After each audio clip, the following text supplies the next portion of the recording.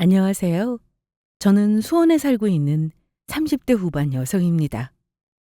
사람들은 평소에 이런 말을 많이들 합니다. 힘들고 어려울 때 사람 버리는 거 아니다라는 말이요. 그리고 그 사람의 진짜 모습을 알고 싶으면 가장 좋을 때가 아니라 가장 나쁜 상황일 때 어떻게 행동한지를 보면 된다고요. 얼마 전 저에게는 어쩌면 너무나도 당연한 그 말을 뼈저리게 깨닫게 되는 사건이 생겼습니다. 내가 지금까지 알아오고 사랑해왔던 그 사람이 내가 생각한 사람이 아니라는 슬픈 사실도 알게 되었고요. 저희 남편은 제가 그 사람이 가장 필요하던 힘든 순간에 바로 저를 저버렸거든요. 그렇지 않아도 힘든 현실에 사랑하는 사람마저 나를 배신했다는 생각에 정말 딱 죽고 싶을 만큼 힘들었었죠. 하지만 모든 일이 다 정리된 지금은 그때의 일도 꿈같이 아득해졌고 이렇게 담담하게 이야기할 수도 있게 되었습니다. 힘든 일도 결국에는 다 지나가기는 하더라고요. 어쩌면 저와 비슷한 상황을 겪었거나 겪고 계신 분들에게 작은 위로라도 될까 싶어서 이 사연을 들려드리고 싶습니다. 저는 어릴 때부터 엄마와 사이가 좋았습니다. 대부분의 딸들이라면 다들 그렇겠지만 저희 모녀 사이가 유난히 좋았던 건 다름 아닌 아버지 때문이었습니다. 제가 10살이 되던 해에 아버지가 퇴근길에 교통사고로 갑작스럽게 돌아가셨거든요. 정말 하루아침의 일이었습니다. 일찍 결혼을 한 데다가 저까지 일찍 낳은 편이었던 저희 엄마는 30대 후반 한창 꽃처럼 젊은 나이에 남편을 잃고 그 뒤로 저를 홀로 키우기 시작하셨습니다. 외할머니 말씀으로는 아버지가 돌아가시기 전까지만 해도 저희 엄마는 할 줄 아는 것도 잘 없고 수줍음도 많아서 남 앞에 나서는 것도 꺼려하는 성격이었다고 하셨어요. 하지만 아버지가 돌아가신 이후로 모든 게 바뀌었다고 합니다. 혼자서 생계를 꾸리고 겨우 10살밖에 안 된 어린 딸까지 키우셔야 했으니까요. 그때부터 엄마는 돈을 벌 수 있는 일이라면 뭐든 안 가리고 나가서 하셨다고 합니다. 그래서 제 어릴 때 기억 속의 엄마는 언제나 새벽같이 나가서 밤까지 일을 하는 분이셨어요. 밤늦게 피곤해 지친 몸으로 집에 돌아와서는 주무시는 새벽 내내 아픈 허리며 손, 발목으로 끙끙 앓으셨고요. 그렇게 한참의 세월이 흐르고 나니 그 전에 그 곱던 엄마의 모습은 온데간데 없어지고 억척스럽고 생활력 강한 지금의 모습만 남았죠. 하지만 엄마가 그렇게 바뀌기까지 어떤 시간을 보냈었는지 누구보다 잘 아는 저는 그런 엄마의 모습까지도 짠하기도 하고 마음이 아프기도 합니다. 아무튼 엄마는 식당 일에 청소일, 남의 집 도우미 일까지 하면서 저를 키우셨어요. 제가 고3 때 수능을 치고 나서 대학에 합격했던 날이 아직도 생각이 납니다. 선영아, 이거 받아. 이게 뭐야, 엄마? 갑자기 무슨 통장이야? 열어봐. 너 대학 학비 내려고 엄마가 그동안 모아둔 거야. 엄마가 내민 통장 속에는 엄마가 그 오랜 시간 동안 본인에게는 한 푼도 안 쓰고 안 입고 악착같이 모은 돈이 고스란히 들어 있었습니다. 4년치 학비를 내고도 남을 돈이었죠. 혹여나 돈 때문에 제가 마음고생이라도 할까봐 모은 돈이라고 하시면서요. 그렇지 않아도 학비와 생활비 걱정에 저는 수능을 치자마자 평일과 주말 야간 아르바이트를 뛰면서 돈을 모으고 있던 차였습니다. 유난히도 눈이 많이 내리던 그 겨울날, 그날 봤던 엄마의 손이 제 머릿속에 아직까지도 생생하게 남아 있습니다. 그 통장을 내미는 엄마의 손은 온통 거칠고 갈라져서 피까지 배어나오고 있었거든요. 그리고 그날 엄마를 껴안고 한참을 울면서 저는 다짐했습니다. 제가 반드시 꼭 성공해서 엄마를 호강시켜 드리겠다고요. 제가 대학에 들어가서는 형편이 조금 나아졌습니다. 저도 평소에는 과외와 다른 아르바이트를 하면서 용돈과 생활비는 충당할 수 있게 되었거든요. 대학을 졸업한 후 회사에 들어가고 나서는 그것보다 훨씬 더 나아졌고요.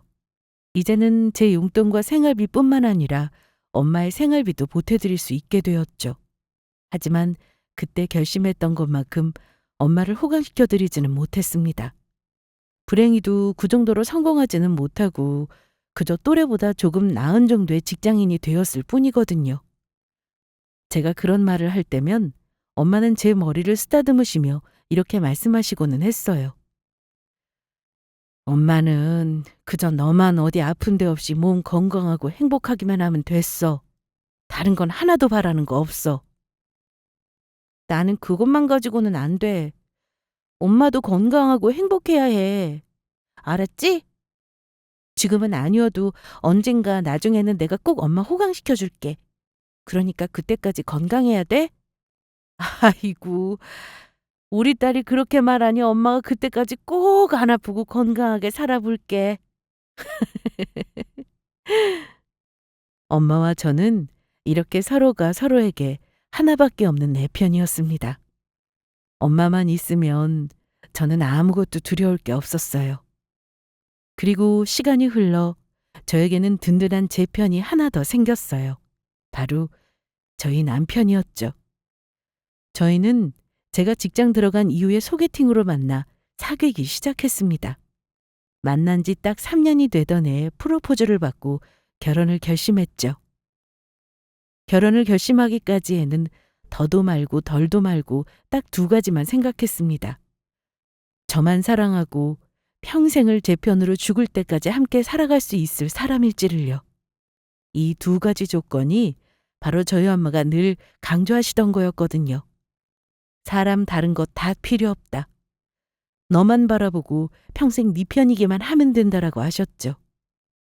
그 밖에 다른 조건들, 예를 들어서 재산이나 연봉 같은 것들은 너무 큰 의미는 없는 것들이라고요. 그때는 저희 남편이 바로 그런 사람 같았습니다.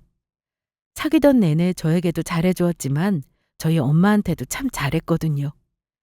둘이서 맛있는 걸 먹으면 꼭 저희 엄마도 갖다 드리라면서 하나 더 포장해 온다든지 엄마가 좋아하는 꽃을 한 송이씩 사온다든지 하는 것들이요. 정말 사소한 것들이었지만 그 마음이 너무 예뻤어요. 이렇게 따뜻하고 다정한 사람이라면 평생을 함께해도 괜찮을 것 같았죠. 물론 다른 단점들도 있었지만 그때는 크게 걸리지 않았습니다. 장점이 커서 자잘한 단점들은 다 상쇄할 수 있을 것 같았거든요. 나중에 생각해보면 그게 저의 가장 큰 실수였지만요. 아무튼 제가 남편과 결혼하겠다고 집에 처음 데려왔을 때 저희 엄마가 얼마나 기뻐하셨는지 모릅니다. 저에게도 드디어 엄마 말고 또 다른 보호자가 생겼다며 남편의 두 손을 붙들고 한참을 아이처럼 좋아하셨죠. 사실 저는 제가 시집간다고 했을 때 혹시나 혼자 남을 엄마가 조금 섭섭해 하시지는 않을까 하고 걱정했었거든요. 당연히 기뻐하시겠지만 지금까지 그 오랜 시간 동안 엄마랑 저랑 단짝처럼 붙어 살았는데 이제는 그럴 수가 없게 됐으니까요. 하지만 모든 것은 저의 기우였습니다.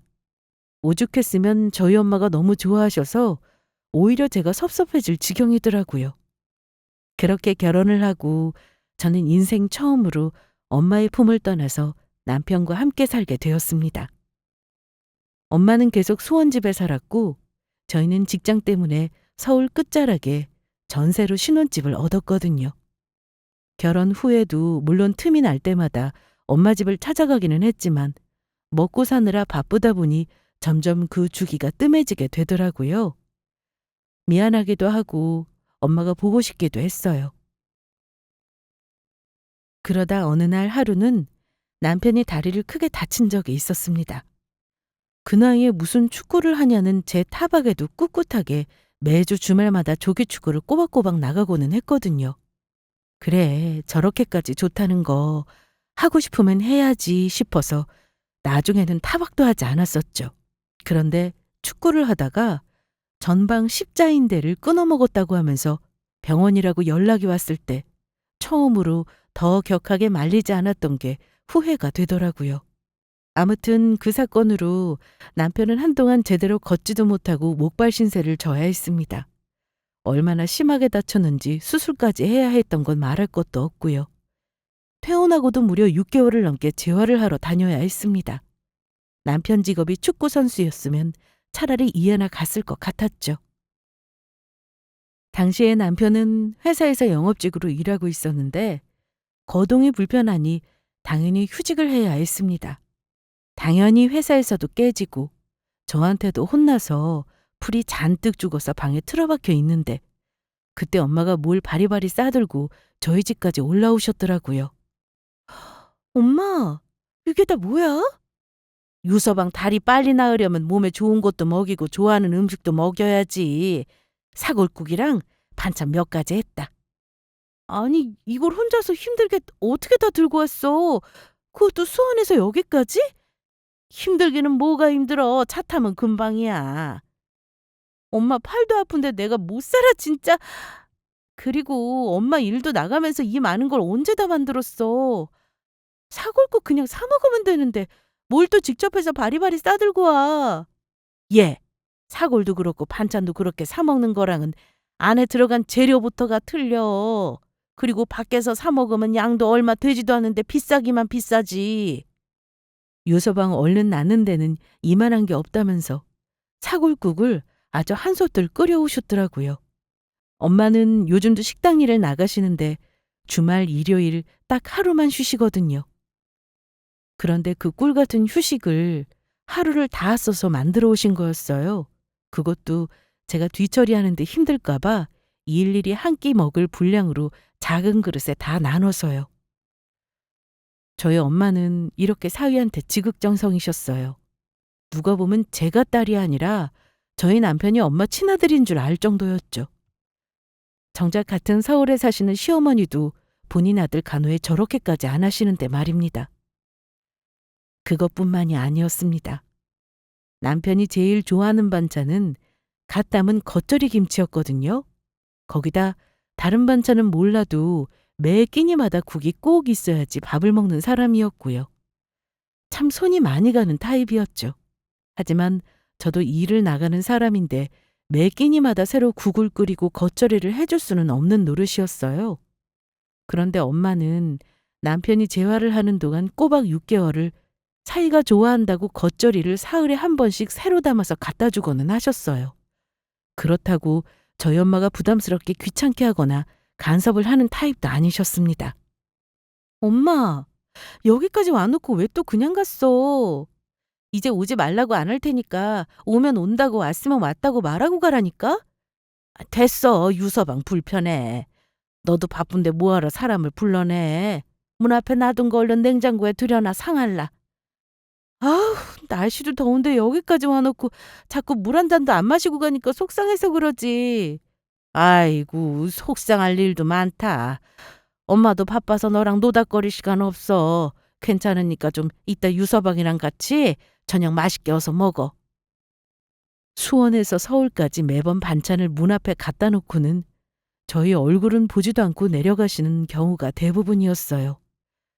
안 그래도 사위가 아픈데 당신이 자주 찾아와서 얼굴을 매번 보면 사위가 불편할 거라고 하시면서요. 가끔씩 남편은 집에 없고 저 혼자 집에 있을 때나 집안에 짧게 들어왔다 금방 또 나가시고는 하셨습니다. 정작 저는 엄마가 아플 때도 회사 다니다는 핑계로 병원 한번 제대로 같이 모시고 간 적이 없는데 말이에요. 이제 돈을 번답시고 오히려 엄마에게는 시간을 들이는 일이나 마음을 표현하는 일보다는 물질로 표현하는 일이 더 많아졌고요. 가끔씩 제가 너무 나쁜 딸 같아서 엄마한테 미안하다고 연락하면 엄마는 늘 이렇게 말씀하시고는 하셨습니다. 좋은 데 가고 좋은 거 먹고 할 때는 너희만 생각해 선영아. 엄마 생각할 필요 없어. 대신에 힘들 때는 언제든지 엄마가 있다는 거 잊지 말고 꼭 얘기해야 해. 아무리 자식이 부모를 사랑해도 부모가 자식을 사랑하는 것만큼은 못하다더니 그 말이 딱 맞는 것 같았죠. 어쨌든 엄마는 이렇게 정도 많고 따뜻한 분이셨어요. 그런데 그에 반해 저희 시어머니는 뭐랄까. 조금 차가우신 성격이셨거든요. 남편에게는 위로 누나 하나가 더 있는데 어릴 때부터 자식들도 모두 나는 나 너는 너식으로 독립적으로 키우셨다고 합니다. 시어머니가 딸보다는 아들을 더 좋아하셔서 남편에게는 조금 더 부드럽고 관대하신 편이기는 했지만요. 형님이 아기를 낳았을 때도 나는 절대 손줘봐줄 생각 없다시며 딱 잘라서 거절하셨다고 하셨습니다. 아주버님도 맞벌이를 하고 계시는 터라 혹시라도 본인에게 부탁할 걸 염려해서 그러신 모양이셨어요. 저도 그게 꼭 나쁜 것만은 아니라고 생각합니다. 그냥 집안 분위기와 시어머니 스타일일 뿐이니까요. 어쨌거나 그런 환경 속에서 자란 남편은 저희 엄마가 이렇게 잘해주시는 걸 보고 언제나 새삼스럽게 감탄하고는 했습니다. 나는 진짜 전생에 나라라도 구한 것 같아. 장모님 음식 솜씨가 이렇게 좋으신데 심지어 그걸 항상 먹을 수 있잖아. 참나. 그렇게 맛있어? 솔직히 말해서 우리 어머니는 음식 솜씨가 영 꽝이잖아. 우리 아버지도 이런 밥상은 한 번도 못 받아보셨을걸? 어릴 때 내 소원이 생일상이라도 마시는 어머니 밥상 한번 받아보는 거였다니까? 그게 소원일 정도면 차라리 본인이 요리를 배울 생각을 하는 게 더 빨랐을 텐데 말입니다. 아무튼 남편은 저보다도 저희 엄마가 해주는 음식들을 더 좋아했어요. 그리고 항상 장모님이 계셔서 너무 좋다고 입버릇처럼 말해왔고요. 나는 우리 어머니한테 못 받았던 사랑을 장모님한테 다 받는 것 같아. 우리 진짜 장모님한테 잘하자. 사실 저희 남편은 평소에 집에서 집안일이라고는 손 하나 까딱 안 하는 사람이었거든요. 누가 보면 제가 맞벌이가 아니라 전업주부이기라도 한 것처럼요. 심지어 평소에 영업 접대만 없으면 남편 퇴근은 저보다도 더 빨랐고 집도 남편 회사와 더 가까워서 제가 퇴근을 더 늦게 하는 경우가 대부분이었습니다.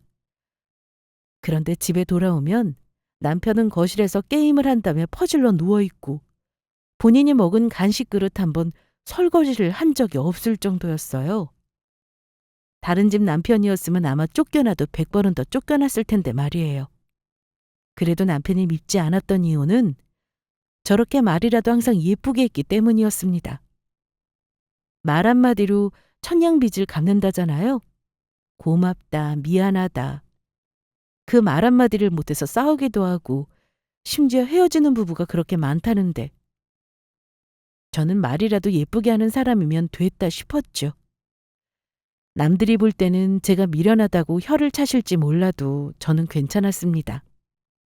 그리고 이렇게만 저희 세 사람 지금처럼 즐겁고 다정하게 서로 잘 지내면 더 바랄 게 없겠다고 생각했죠. 하지만 그건 저의 혼자만의 바람이었던 모양이었습니다. 저희 집의 평화는 그로부터 얼마 후에 일어난 엄청난 사건으로 인해 송두리째 뒤집히게 되었거든요. 그날도 저는 평소처럼 출근을 해서 회사에서 일을 하고 있었습니다. 저는 IT 스타트업의 총무부서에서 일을 하고 있었는데 요즘 한참 월말 마감으로 바쁜 시기였거든요. 회의를 다녀왔더니 핸드폰에 엄마의 부재중 전화가 찍혀 있더라고요. 이상했죠. 평소에는 회사에서 제가 일하는데 방해라도 될까봐 어지간한 일로는 절대 전화를 먼저 하지 않으셨거든요. 다른데 전화를 걸려다가 잘못 누른 건가 싶기도 했어요. 저는 조금 의아하면서 화장실로 나가서 엄마에게 전화를 걸었습니다. 몇 번 신호음이 울리기도 전에 전화가 연결됐는데 이상하게도 전화기 너머에서 흐느끼는 소리가 들리는 거였습니다. 엄마, 무슨 일이야? 선영아. 엄마, 목소리가 왜 그래? 엄마 지금 울어? 선영아, 어떡하면 좋아.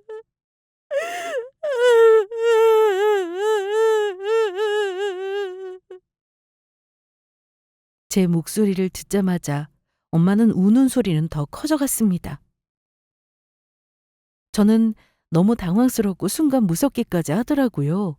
무슨 일이냐고 재차 다그쳤더니 엄마가 간신히 울음을 삼키면서 말씀하셨어요. 유방암이라고요. 오른쪽 가슴 위쪽에 자꾸 혹 같은 덩어리가 만져지고 팔을 움직일 때마다 그 부분이 걸리는 것처럼 뭔가 불편한 느낌이 들었다고 하시더라고요. 그 증상이 나타난 지도 시간이 좀 된 일이었지만 그저 조금 쉬면 낫겠지 싶어서 내버려 뒀다고 하셨어요.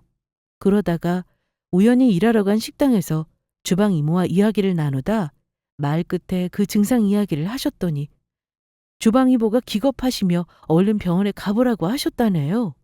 본인 여동생이 유방암으로 세상을 떠나는데 증상이 똑같았다고 하시면서요. 별일 아니라면 다행이지만 혹시 모르는 거라고요.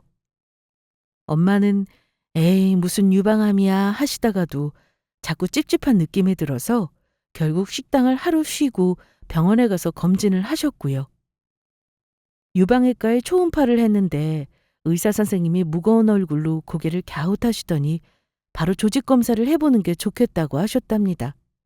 열흘 뒤에 결과를 들으러 오라고 했는데 아무래도 의사 표정과 말투가 계속 마음에 걸렸다고 하시네요. 엄마, 그런 일 있었으면 진작 나한테 말했어야지. 왜 엄마 혼자 병원을 갔어? 아니야, 나는 그냥 유방암 검사를 해보려고 간 거지. 조직 검사까지 하게 될 줄은 몰랐지. 걱정하지 마, 엄마. 아무 일 없을 거야. 조직 검사 그건 그냥 의사들이 확실하게 하고 싶어서 한 걸 거야. 우리 집안은 유방암 가족력도 없잖아. 안 그래? 아무 걱정하지 말고 조직 검사 결과 들을 때는 나랑 같이 가. 내가 엄마 모시고 갈게. 저는 태연하게 엄마를 다독이면서 계속해서 별일 아닐 거라고 안심시켰습니다. 엄마는 잔뜩 불안한 목소리였지만 제 말에 곧 수긍하시며 알겠다고 하고 얼른 일 보러 가라며 전화를 끊으셨어요. 전화를 끊고 나니 오히려 제가 바로 눈물이 터지더라고요. 엄마 혼자서 얼마나 무서웠으면 이렇게 전화를 다 하셨겠어요? 그날 저는 집에 돌아와서 유방암의 증상과 병기, 치료법, 예후 등등을 전부 검색하기 시작했습니다. 그럴 일은 없겠지만 만에 하나라도 엄마가 유방암이라면 1분 1초도 낭비하고 싶지 않았거든요. 저라도 모든 정보를 알고 있어야 엄마를 조금이라도 더 안심시킬 수 있을 테고요. 저는 집에 돌아온 남편에게 이 소식을 전달했습니다. 그런데 남편의 반응은 제가 예상했던 것과 조금 달랐습니다. 아직 유방암인지 확실하지 않은 거 아니야? 그렇기는 하지. 조직 검사 결과는 아직 안 나왔으니까. 원래 의사들 호들갑 심하잖아. 돈 벌려고 검사 이것저것 하자고 하는 경우도 수두룩하고. 내 친구 어머님도 조직 검사까지 다 했는데 아무 일 없으셨대. 지금도 멀쩡하게 잘 살아 계시잖아. 당신도 너무 걱정하지 마. 제 이야기를 전해들은 남편은 조금 어두운 얼굴이기는 했어요. 하지만 제 생각과 다르게 너무 담담하게 말을 하더라고요. 저를 위로해 주려고 하는 말이었겠지만요. 오히려 조직 검사 결과가 나올 때까지 제가 걱정을 하느라 밤잠도 설치고 있으면 말리기 일쑤였어요. 밤새 정보를 찾느라 보고 있던 노트북까지 가져가면서요. 걱정해도 달라지는 거 없다니까. 결과 보고 나서 걱정해도 안 늦어. 당신 이렇게 신경 쓰면 힘들기만 하지. 사실 남편 말이 틀린 건 없었어요. 그래도 뭐랄까. 마음 한구석에 조금 서운한 마음이 들더라고요. 남편은 분명히 이성적인 판단과 조언을 해주는 걸 텐데 저는 당장 저희 엄마 일이라고 생각하니 차분하게 생각할 수가 없었거든요. 어쨌거나 하루하루 살얼음판 같은 마음으로 지내던 나날들도 금방 흘러갔습니다. 검사 결과를 듣는 날이 되어 저는 연차를 쓰고 엄마와 함께 병원으로 향했습니다. 부디 아무 일 없기를 바라면서요. 이 병원을 나오면서도 웃을 수 있기를 간절히 기도했죠. 하지만 검사 결과는 처참했습니다. 유방암 초기라고 하시더라고요. 저는 순간 말문이 턱 막혔습니다. 설마 했지만 엄마가 정말로 유방암일 거라고는 예상하지 못했었거든요. 그나마 초기라고 하는 게 불행 중 다행이라면 다행이었습니다. 한참을 말을 잇지 못하고 있는데 오히려 옆에서 엄마의 침착한 목소리가 들려왔습니다. 그러면 선생님, 수술을 해야 하나요? 만약에 수술하면 나을 수는 있나요? 다행히 저희 엄마 같은 경우에는 조기에 발견을 한 덕분에 예후가 좋을 거라고 하시더라고요. 저희는 즉시 수술에 들어가기로 했습니다. MRI와 유방 초음파와 같은 수술을 하기 위한 검사 등의 스케줄을 잡았고요. 진료실을 나오고 나서 저는 착잡한 마음에 아무 말을 못하고 있었습니다. 일단 식사 시간이 한참 지나서 밥을 먹고 다시 모셔다 드리기로 했죠. 식당에 가서 설렁탕을 한 술 뜨려고 하는데 자꾸 눈물이 나더라고요. 그렇다고 엄마 앞에서 울 수도 없고 입술을 깨물며 눈물을 억지로 삼키고 있던 참이었습니다. 그때 오히려 엄마가 제 손을 잡으며 저를 위로해 주셨어요. 엄마 괜찮아, 선영아. 이 나이 되면 다들 여기저기 아프고 암도 걸리고 하는 거래. 나이 들면 어쩔 수 없어. 엄마 어떡해. 다른 사람도 아니고 엄마가 왜 암이야? 대체 왜? 왜가 어디 있어? 아까 의사 선생님 말씀 못 들었어? 아무 이유 없이도 걸리는 게 암이라잖아. 누구나 그럴 수 있다고. 나 너무 속상해서 미치겠어. 엄마 그렇게 아픈 줄도 모르고 나는. 나도 몰랐던 걸 네가 어떻게 알아? 그런 소리 하지 마. 그래도 다행히 초기라니까 너무 걱정하지 말고. 어? 저는 병원에서 식당까지 오는 내내 그 생각뿐이었습니다. 우리는 가족력도 없는 집안인데 왜 하필 우리 엄마가 그런 몹쓸 암에 걸려야 했냐고요. 증상이 더 일찍 있었을 텐데 내가 조금이라도 더 엄마한테 신경 썼으면 건강검진이라도 꼬박꼬박 정기적으로 모시고 갔더라면 더 빨리 발견하지 않았을까 그런 생각들이요. 하지만 오히려 엄마는 제가 이렇게 자책할까봐 그 걱정뿐이셨어요. 이 상황에서도 오로지 하나밖에 없는 딸 걱정만 하고 계셨던 거죠. 무섭지 않냐는 제 말에도 엄마는 웃으면서 조직검사 결과를 듣기 전까지는 무서웠는데 차라리 듣고 나니까 마음이 편해졌다고 하시더라고요. 막 당장 시한부라 몇 달 뒤 죽을지도 모르는 말기암 같은 걸 상상도 하셨다고요.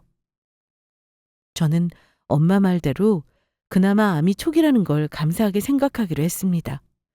이제 와서 후회한다고 한들 달라지는 것도 없고요. 일단 엄마를 집에 모셔다 드리고 저는 남편과 이 일을 상의하기로 했습니다. 집에 돌아온 남편도 저에게서 이 이야기를 듣더니 기겁하면서 놀라더라고요. 그전과는 사뭇 다른 반응이었어요.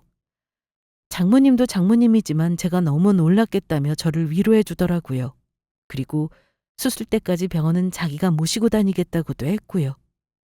하지만 본인 병가와 휴직을 써서 연차도 얼마 남지 않은 사람이라 어림도 없는 소리였죠.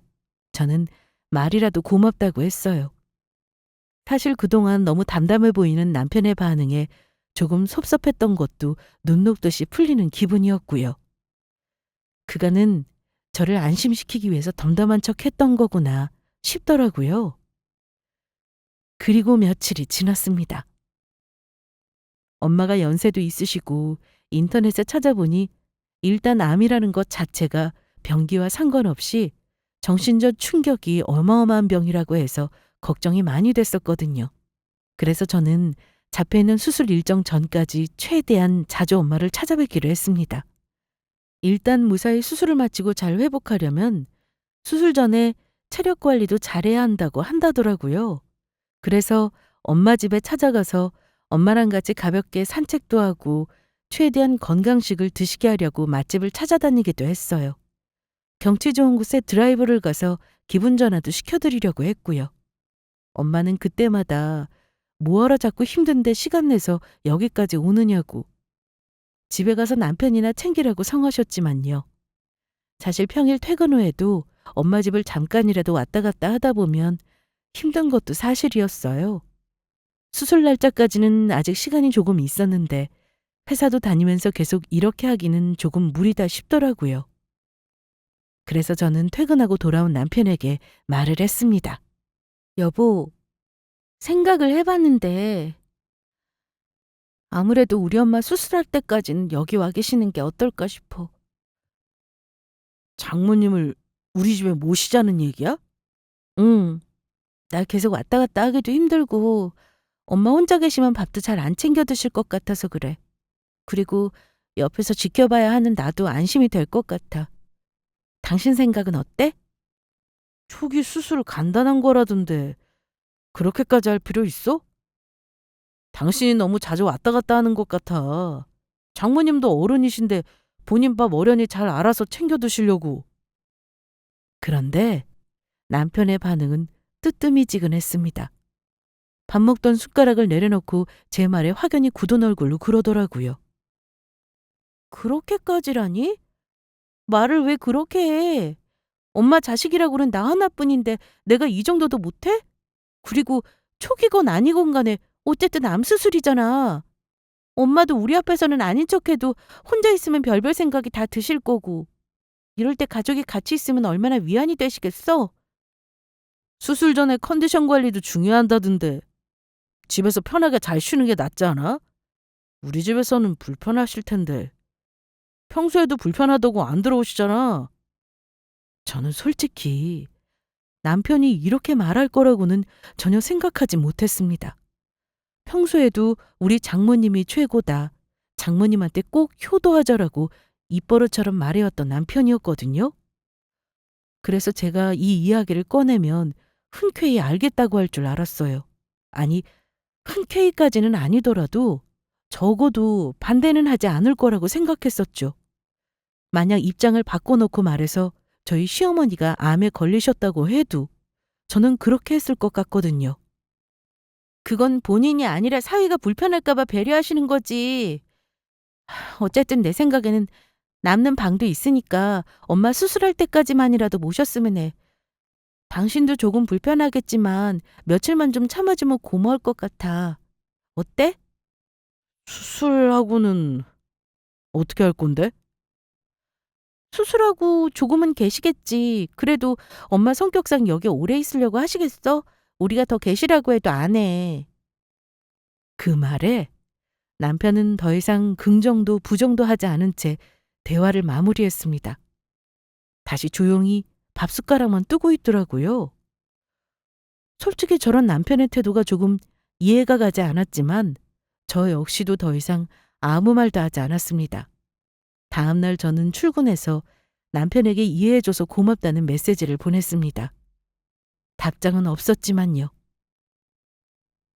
남편이 반대하지 않은 것만 해도 그냥 다행이라고 생각하려고 했었죠. 남편이 적극적으로 제 말에 따라줬으면 더 좋았겠지만 사람 마음이 다 같을 수는 없으니까요. 어쨌거나 본인 어머니도 아니고 남편이 조금 예민한 성격이기는 했거든요. 아무리 가족이라도 누가 집에 와 있는 게 불편한 건 사실일 테니까요.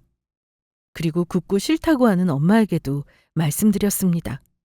엄마가 싫든 말든 우리 집으로 모실 테니까 짐이나 싸두고 계시라고요. 모레 짐을 싸서 집으로 오시면 남은 수술날까지는 기껏해야 일주일 남짓이었습니다. 나중에는 엄마도 유서방에게 고맙다고 거듭 말씀하시더라고요. 엄마한테는 오늘 짐을 다 싸두시라고 제가 내일 모시러 간다고 했죠. 그런데 퇴근하고 집에 갔을 때 저는 정말 기가 막힌 장면을 목격하게 되었습니다. 어머님, 갑자기 어쩐 일이세요? 집에 갔더니 시어머니가 와 계시더라고요. 이상하다고 생각했죠. 원래 시어머니는 저희 집에 거의 안 오셨거든요. 개 모임에 등산 모임에 본인 취미생활로 여기저기 다니느라 워낙 바쁘셔서 저희도 명절에나 겨우 뵙는 정도였어요. 그런데 가타부타 말도 없이 갑자기 집에 와 계시니 조금 의아했습니다. 그뿐만이 아니었죠. 더 의아했던 건 거실에 앉아 계시던 시어머니의 등 뒤로 못 보던 대형 사이즈 트렁크가 너더섯 개의 짐 보따리까지 있는 장면이었습니다. 시어머니가 대답을 하시기도 전에 먼저 와 있던 남편이 방에서 나오며 이제 왔냐고 묻더라고요. 그리고 의아한 제 얼굴을 보더니 별것 아니라는 듯 툭 말을 던졌습니다. 우리 어머니 오늘부터 여기서 지내시기로 했어. 어? 갑자기 그게 무슨 말이야? 어머님이 여기서 지내신다고? 내가 오시라고 했어. 어머님, 무슨 일 있으세요?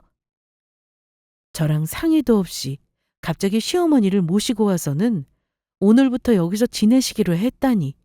당연히 저는 시어머니께나 시댁에 무슨 일이 생긴 줄 알았죠. 제 질문에 시어머니는 거실에 앉아 과일을 깎으시며 남편처럼 천연덕스럽게 말씀하셨습니다. 일은 무슨. 그냥 혼자 있으려니 외롭고 심심해서 아들네랑 조금 있어 보려고 왔다. 불편한 건 아니지? 네? 그래서 오셨다고요? 저는 순간 어안이 벙벙하더라고요. 지금까지 혼자서 바쁘게 잘 계시던 분이 갑자기 외롭고 심심해서 오셨다는 게 대체 무슨 말인가 이해도 되지 않았고요. 저는 다시 남편의 얼굴을 보며 물었습니다. 그때까지만 해도 저는 어머니께서 일방적으로 저희 집에 오신 거라고 생각을 하고 있었거든요. 아니, 어머님한테 말씀 안 드렸어? 내일 우리 엄마 모시고 집에 오기로 했잖아. 근데 내가 아까도 당신한테 문자 했잖아. 몰라. 우리 어머니가 먼저 오신 걸 어떡해. 당신도 아들네랑 지내고 싶으시다는데. 어머님, 사실 저희 친정엄마가 암 수술 때문에 내일부터 저희 집에 잠깐 계시기로 했거든요.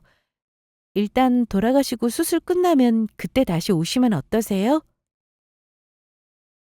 남편의 대책 없는 발언에 저는 순간 화가 부글부글 끓어오르는 것 같았지만 일단 참았습니다. 시어머니부터 돌려보내는 게 먼저일 것 같았거든요.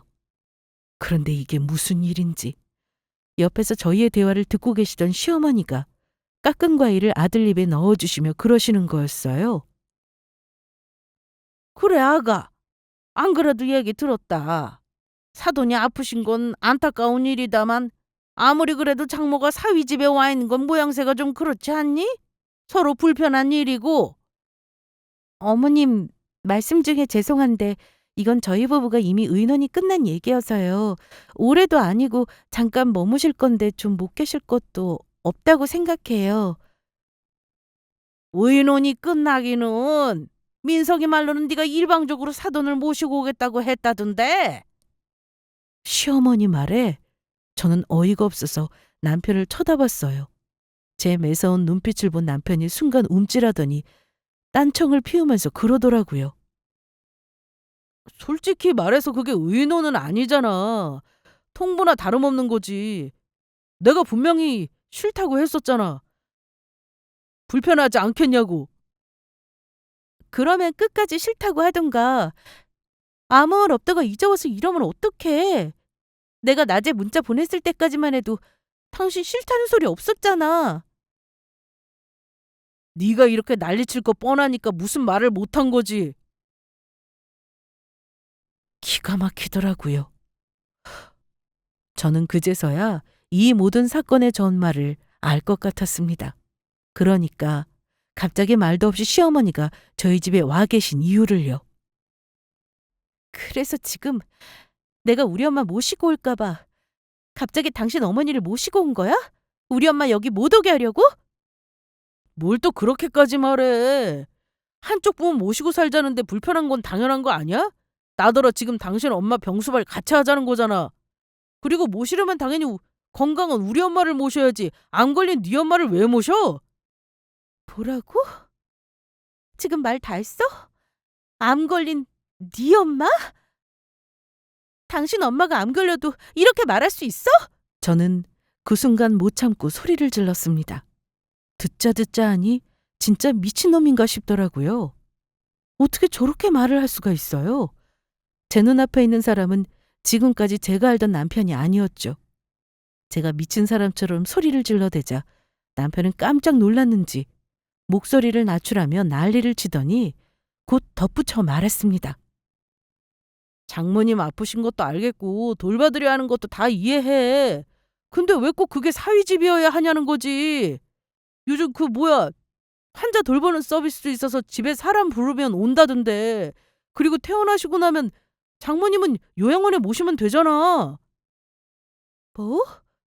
요양원에 모시라고? 요양원 어감이 좀 그래서 그렇지 요즘 암 치료하고 수술한 환자들 가는 곳이 있잖아. 그 한방병원 요양원 같은데. 그런데 가면 의사랑 간호사들이 24시간 돌봐주고 거기서 친구들도 사귀고 한다더라. 장모님 수술 보험금 나오잖아. 그 돈이면 들어가고도 남아. 그래, 보험금 놔뒀다 다 어디다 쓸 거니? 괜히 여러 사람 고생시킬 필요 뭐 있어. 거기 들어가면 사돈도 사위 집에 있는 것보다 더 편하지. 그러니까 결국은 우리 엄마 암 수술 보험금으로 엄마를 요양원에 보내자는 말이었습니다. 저는 기가 막히다 못해 치가 떨리더라고요. 어떻게 인간이 이럴 수가 있나 싶었습니다. 지금까지 우리 엄마가 지극정성으로 잘해준 건 다 어디 가고 이제 와서 힘들고 귀찮으니까 요양원에 보내자는 말이 저렇게 쉽게 나올 수가 있는 건지 말이에요. 사람 힘들 때 버리는 거 아니라고 해서 저랑 저희 엄마는 남편이 힘들 때면 더 잘해주려고 노력을 했었어요. 심지어 1년 전에는 덜렁거리는 남편이 회사에서 사고를 쳐서 징계를 먹고 진급이 누락됐을 때도 싫은 소리 한 번 한 적 없었죠. 오히려 얼마나 속상하겠냐며 평소에는 먹지도 않던 보양식까지 해먹이고는 했었습니다. 그걸 받아먹을 때는 입으로만 고맙다, 효도한다 하더니 정작 효도해야 할 상황이 오니 그 결과가 겨우 이런 거라니 정말 할 말이 없더라고요. 저는 그냥 그 길로 제가 짐을 싸서 집을 나왔습니다. 이런 이야기까지 듣게 된 이상 더는 한 집에서 같이 얼굴을 맞대고 살 수가 없겠더라고요. 그리고 제가 엄마 수원집에 내려갔어요. 집을 나오면서도 오로지 드는 생각은 엄마가 놀랄까봐 그게 걱정이었습니다. 그렇지 않아도 수술 때문에 걱정이 많았는데 저까지 걱정을 더 할 수는 없었으니까요. 짐까지 싸서 집으로 온 저를 보며 놀란 엄마에게 저는 대충 이유를 둘러댔습니다. 생각해보니까 엄마가 우리 집에 있으면 사위 때문에 불편할 것 같다. 엄마 마음 편하라고 내가 온 거라고 하면서요. 엄마가 그 말을 믿으셨는지 아닌지는 모르겠습니다. 하지만 저에게 더는 아무것도 묻지 않으시더라고요. 오히려 친정에 오니 더 나은 것 같기도 했습니다. 비록 친정집은 좁고 낡았지만 침대며 이불이며 그릇이며 엄마가 원래 쓰시던 물건들이 다 제자리에 있어서 마음이 더 편할 수도 있겠다 싶었어요. 저는 거기서 출퇴근을 하면서 수술 날짜까지 엄마를 돌봤습니다. 그리고 시간은 빠르게 흘러 엄마는 수술을 받으셨습니다. 천만다행으로 수술은 이보다 더 좋을 수 없을 정도로 무사히 잘 끝마쳤고요. 그제서야 엄마와 저는 안도의 한숨을 내쉬었습니다. 수술이 끝나고 이어진 항암 치료와 방사선 치료, 그리고 호르몬 치료도 모두 무사히 끝났고요. 치료가 끝날 무렵쯤에는 엄마도 체력이 고갈되셨는지 많이 힘들어하긴 하셨지만 그래도 단 한 번 일정이 밀리거나 하는 것도 없이 씩씩하게 잘 받으셨습니다. 저는 그것만으로도 너무 다행이다 싶었습니다. 이제 재발만 하지 않는다면 더 바랄 게 없었죠. 그 와중에 남편 놈은 엄마 수술날에도 그 뒤에도 병원에 한 번 방문한 적도 제게 연락을 한 적도 없었습니다. 저는 이혼을 결심했어요. 엄마도 병원에 한 번 찾아오지도 않은 남편을 보고는 대충 눈치를 채신 것 같았습니다. 제게는 아무것도 묻지 않으셨고요. 엄마의 치료가 다 끝날 때쯤 저는 이혼 서류를 작성해서 집으로 향했습니다. 챙겨야 할 물건들도 좀 있었고요. 이참에 싹 정리를 해서 나올 생각이었죠. 그런데 집에 도착해서 현관문을 열었다가 저는 정말 깜짝 놀랐습니다. 집이 그야말로 쓰레기장이더라고요. 요새 TV에 독거노인들 구독사하고 나면 나오는 집들 있잖아요. 그 집이 바로 이 집 꼴이었어요. 우선 문을 열자마자 코를 찌르는 썩은 호라비 냄새가 집에서 진동을 하더라고요. 코를 막으며 집 안으로 들어갔습니다. 현관 앞에서부터 아무렇게나 떨어져 있는 빨래, 바닥이고 테이블 위고 할 것 없이 널린 쓰레기들이 벌레와 함께 저를 반기더라고요. 주방은 더 가관이었습니다. 언제부터 설거지를 안 했는지 게스트의 음식물 쓰레기가 넘치고 있었고 산처럼 쌓인 냄비며 그릇들에 음식물이 말라붙은 채 그대로 있더라고요. 남편은 음식도 할 줄 모르는데 게으르기까지 한 성격이라서 평소에도 자기 손으로 뭐 한 번 차려 먹은 적이 없었거든요. 보아하니 처음에는 라면으로 끼니를 때우다가 나중에는 배달 음식으로 연명한 것 같더라고요. 배달 음식 그릇도 제대로 씻어서 분리수거함에 내놓아야 가져가는데 그것도 설거지하기가 귀찮아서 집에 쌓아둔 것 같았고요. 다려 입지도 않은 셔츠가 잔뜩 구겨져서 목이며 소매에는 노란 얼룩이 진 채로 안방 바닥에 떨어져 있었고요. 거실 화장실은 더 말할 것도 없었습니다. 대체 화장실 청소를 언제 마지막으로 한 건지 화장실 바닥이나 변기를 보니 구역질이 날 정도였어요. 어떻게 그 몇 달 사이에 집이 이 모양 이 꼴이 될 수가 있는지 기가 막혀서 헛웃음이 다 나오더라고요. 마침 안방 화장실에서 나오던 남편이 저를 보고는 반색을 했습니다. 여보 왔어? 여보 같은 소리하고 있네. 어머님은 어디 가셨어? 몰라, 집에 안 계셔. 내가 연락했는데 왜 안 받았어? 너무 짜증나서 번호 차단을 했더니 연락을 했는지도 몰랐었죠. 자세히 뜯어보니 남편 놈 꼴도 말이 아니었습니다. 집에서 나는 냄새가 사람 몸에도 밴다잖아요. 이 집에서 나는 냄새가 저 인간 몸에서도 나더라고요. 얼마나 청소를 안 했으면 잔소리를 하려다가 무슨 의미가 있다 싶어 저는 그 인간 발치에 서류를 내던졌습니다. 이혼 서류야. 내용은 다 작성해 놨으니까 도장 찍어서 보내. 당신 미쳤어? 무슨 이혼을 해? 난 절대 이혼 못해. 소송하고 싶어? 소송할 거면 하든지. 여보. 내 말 들어봐. 생각해보니까 내가 너무 이기적이었던 것 같아. 나 반성 많이 했어. 장모님 모시고 살자 우리. 저는 코웃음을 쳤죠. 무슨 말이야? 이 집에는 너희 엄마 모시고 살아야지. 아니야. 우리 어머니도 어머니 집에 갔지. 이제 다시는 안 오신대. 진짜야. 장모님 당장 모시고 와서 같이 살자. 말 나온 김에 내가 오늘 모시러 갈 수도 있어. 웃기는 소리 하지 말고. 병수발 같이 들기 싫다고 할 때는 언제고 너 아쉬우니까 이제 와서 장모님 타령이야? 너희 엄마는 네가 모시고 살고 우리 엄마는 내가 모시고 살 거야. 그러니까 꺼져. 선영아, 여보. 내가 잘못했다니까. 나도 우리 어머니가 하도 모시고 사는 건 안 된다고 펄펄 뛰어서 잠깐 혹했던 거야. 나 다시는 안 그래.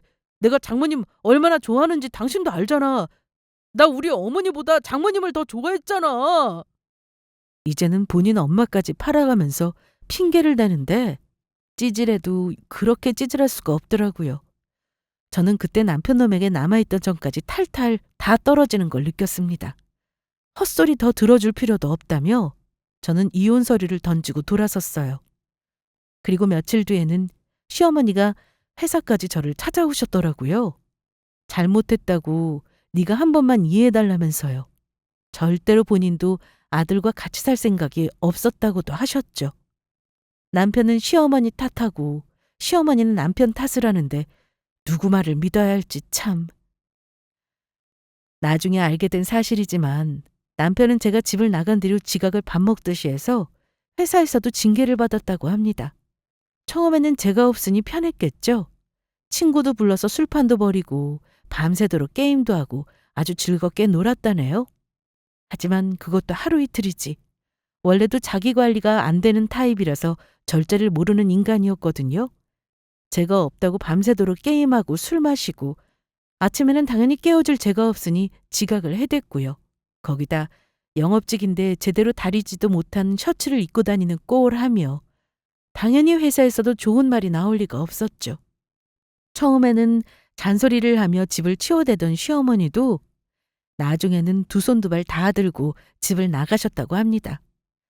자업자득이었죠. 어쨌거나 길고 긴 실랑이 끝에 저희는 결국 합의 이혼을 했습니다.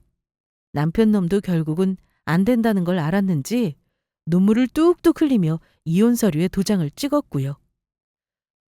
저에게는 벌써 그 집을 나설 때 이 결혼이 끝난 것과 마찬가지였는데 남편 놈은 쓸데없는 미련을 가지고 있었던 모양입니다. 저희 엄마 수술날도 한번 찾아오지 않은 인간이 무슨 양심으로 결혼 생활을 지속할 생각을 했는지 모르겠지만요. 저는 엄마와 새로 집을 구해서 잘 살고 있습니다. 일일이 손이 가던 남편 놈이 없으니 오히려 더 시간이 많아졌고요. 주말이면 엄마와 함께 여기저기 다니면서 좋은 곳도 보고 맛있는 음식도 먹고요.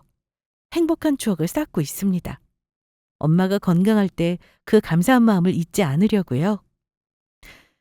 여기까지 들어주셔서 감사합니다.